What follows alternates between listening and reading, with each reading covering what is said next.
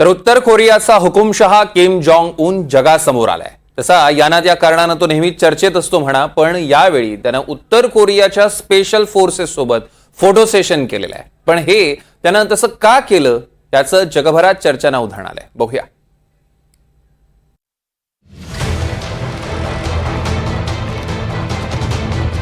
उत्तर कोरियाचा हुकुमशहा किम जॉंग उन पुन्हा एकदा जगासमोर आलाय।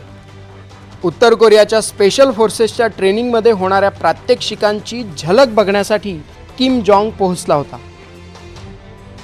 यावेळी त्यानं स्वतःही निशाणा साधण्याचा प्रयत्न केल्याचं फोटोमधून स्पष्ट दिसतंय।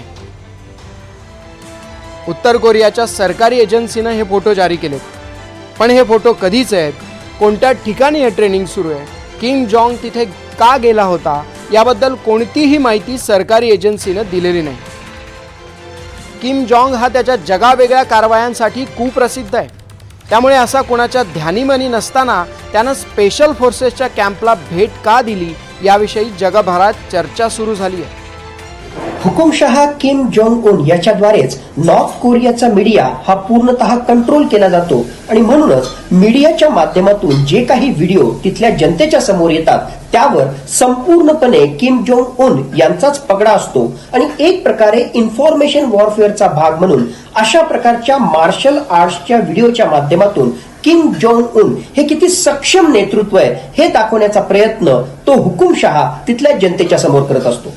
याच्या सोबतीलाच मागच्या काही दिवसांमध्ये ज्या प्रकारे युनायटेड स्टेट्स ऑफ अमेरिका आणि साऊथ कोरिया यांच्यामध्ये जॉईंट मिलिटरी एक्सरसाइजेस झाले त्याला एक प्रकारचं प्रत्युत्तर म्हणून आणि नॉर्थ कोरियाच्या जनतेला एक प्रकारे दिलासा देण्यासाठी त्यांच्यामध्ये विश्वास संपादन करण्यासाठी अशा प्रकारचे व्हिडिओ किम जोंग उन यांच्याद्वारे स्टेट मीडियाच्या माध्यमातून तिथल्या जनतेसमोर दाखवले जात आहेत।